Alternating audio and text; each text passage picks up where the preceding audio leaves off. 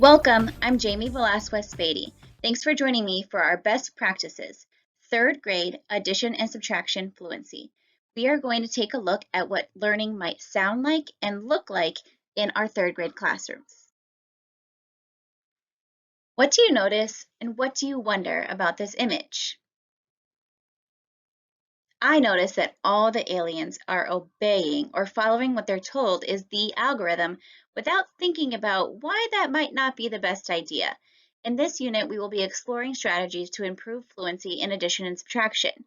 And we are not going to be teaching the standard algorithm. Instead, students will develop a standard algorithm based on their understanding of addition and subtraction. In this unit, addition and subtraction fluency, students will be solving addition and subtraction problems with fluency, including problems that require regrouping.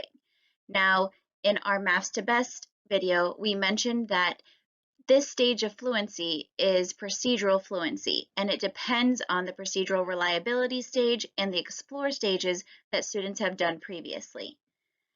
Students will also be solving word problems, including multi-step problems. There's an example of a one-step and also a two-step problem. And what student learning might look like in the classroom. Remember, the goal for this unit is that students are adding and subtracting with procedural fluency, including the use of an algorithm.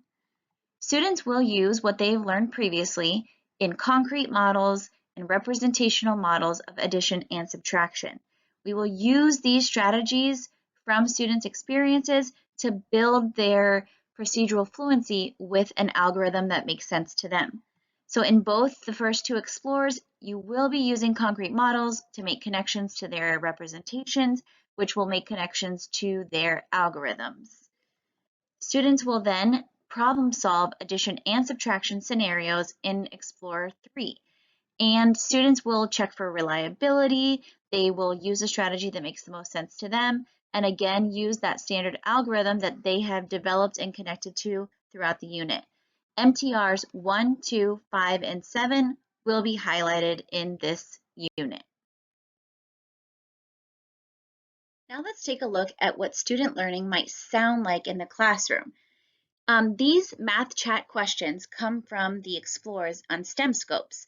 So these first two are for addition specifically. Notice that the questions are open-ended and require students to really explain their procedures and how their algorithm or strategy works.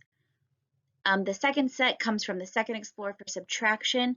I really like the second question that says, what did you do if you didn't have enough ones or tens to take away? So students can explain what they did in their own strategy or algorithm to talk about regrouping. And then the last two come from the third Explorer, which is a combination of addition and subtraction. That second question, how did you determine whether to use addition or subtraction, will really give the teacher or any other stakeholder really a clear picture of how students know the difference and the meaning of addition and subtraction. Here's a list of potential vocabulary that will be used throughout this unit. This list of vocabulary words can be found on the parent letter in STEMscopes.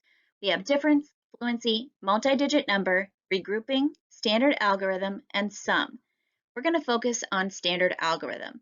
A standard algorithm is any efficient and accurate procedure that allows students to add and subtract whole numbers.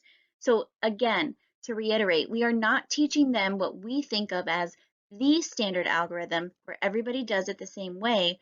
Instead, students will be developing their own standard algorithm based on their understanding of addition and subtraction. There will be many opportunities throughout the unit for students to demonstrate their knowledge of addition and subtraction. In the Explorers, students will record in their journals, and there are exit tickets to follow. Students can use the Fluency Builder activities and sometimes games. There's Show What You Know and problem-based tasks. With all the different opportunities, students will be able to demonstrate multiple MTRs. These are some questions you might ask students to gauge understanding throughout the unit. These questions come from mathsmarts.com. You can get there by clicking on any of the hyperlinked benchmarks in our instructional guides. The first two questions focus on asking students why we regroup, either in addition or subtraction. There are some anticipated student responses to follow the questions on Math Smarts. And the last one is a task, giving students an opportunity to find the sum or difference of two numbers.